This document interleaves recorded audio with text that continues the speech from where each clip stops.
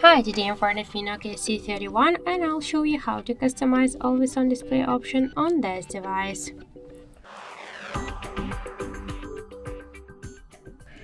So first let's open the Movies Edge application.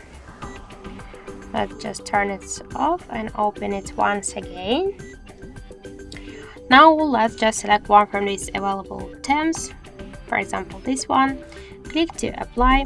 If you want to change the backgrounds, you can make it here. Just swipe to the up or to the down to see just all of the tabs, and to select them, just click to apply on the right down corner.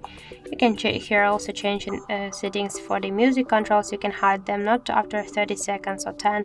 You just can change the time. We can also show the notifications and calendar just by click on the switchers. Also we can turn them off, and to show battery status while device charging, never or always.